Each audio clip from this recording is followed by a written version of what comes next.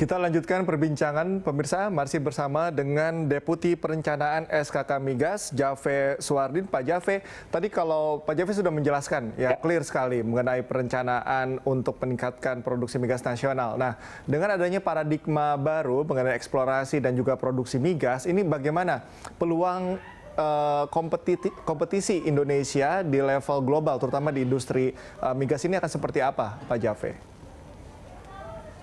Ya, nah inilah memang kalau kita lihat kondisi sekarang di dunia ya, para perusahaan-perusahaan yang besar maupun menengah itu menurunkan capex-nya paling tidak dipotong 30%.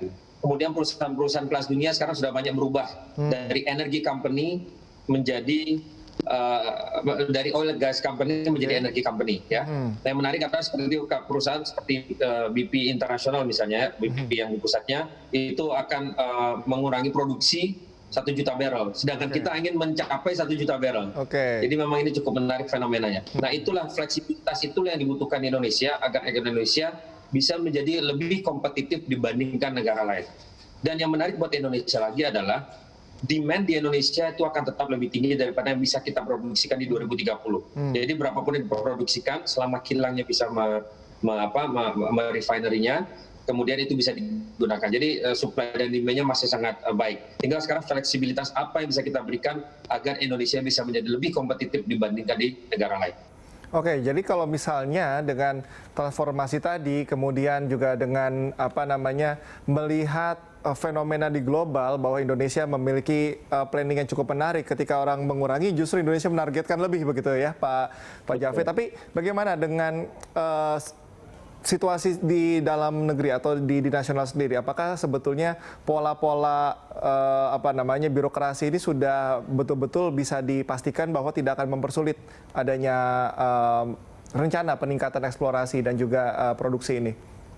Ya, tentunya kita masih bisa terus mengimprove mengimprove apa yang sudah ada. Tapi yang paling penting adalah di sini. Yang paling penting adalah apakah ada potensinya. Nah, begitu karena potensi itulah yang tidak bisa kita rubah ya, karena itu sudah tercipta lama.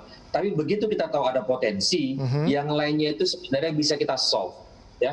Terutama sekarang misalnya di SKK Migas, Komisi Pengawasnya terdiri dari beberapa kementerian.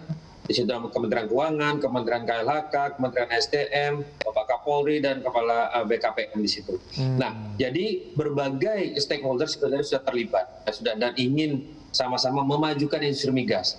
Jadi yang pertama adalah memang ada potensi atau tidak. Yang kedua, ya udah kalau memang ada kita fleksibel dari sisi bisnis proses, fleksibel dari sisi komersialisasi, dan fleksibel dari sisi meningkatkan keekonomian. Kalau keekonomiannya win-win, kami cukup yakin itu bisa dijalankan. Contoh, ya yang sedang kami diskusikan dengan Kementerian SDM adalah itu ada 2 potensi, ya sudah kami hitung berapa insentif yang dibutuhkan. Kalau berhasil itu dan disetujui, itu setara dengan minyaknya, setara dengan lapangan yang terbesar di Indonesia sekarang berproduksi 1 tahun, 1,5 tahun, gasnya setara dengan seluruh produksi gas Pertamina selama 3 tahun. Jadi yang ditemukan sangat besar, bukan ditemukan ya, yang ada sangat besar dan hanya masalah keekonomian. Begitu masalah keekonomian di-solve, ya kita bisa memproduksi barang sebesar itu langsung awal tahun depan. Nah itu yang, jadi approach yang seperti itu yang ingin kami duplikasi, kita perbanyak supaya bisa mencapai 1 juta barrel tersebut. Oke, artinya Pak Jave, ini kan SKK Migas sebagai institusi operator yang akan mengurus lah, katakan seperti itu, migas kita yang sangat diharapkan bisa meningkatkan kesejahteraan masyarakat, pada akhirnya akan seperti itu.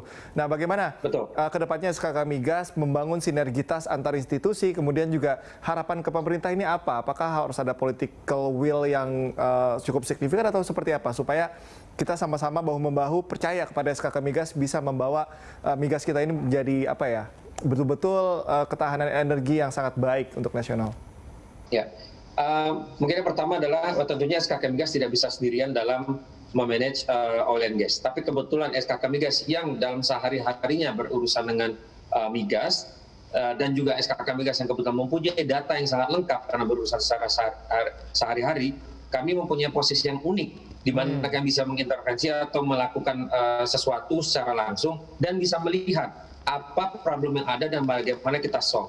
Saya rasa seluruh stakeholder di Indonesia tentunya sangat bersemangat ya untuk terus membantu industri migas. Nah, kami tugasnya salah satunya mengkoordinasikan stakeholder tersebut melalui One Door Policy. Ya, jadi kita One Door Policy lewat SKK Migas akan kami temani kemana-mana sampai problem itu bisa kita solve bersama-sama. Seperti itu mungkin proses SKK Migas. Oke, baik Pak Jaffe, terima kasih ya sudah bergabung bersama kami, sudah memberikan pemaparan dan juga penjelasan. Sukses selalu untuk Pak Jaffe dan juga SKK Migas. Ya, terima kasih. Sukses juga, Mas. Baik, pemirsa, itu tadi akhir dialog kita ini dan sekaligus juga mengakhiri Lunch Talk hari ini. Jangan lupa tetap terapkan protokol kesehatan untuk cegah penyebaran virus corona. Dan atas nama seluruh kerabat kerja yang bertugas, saya Cika Mutazam, pamit undur diri. Terima kasih. Sampai jumpa.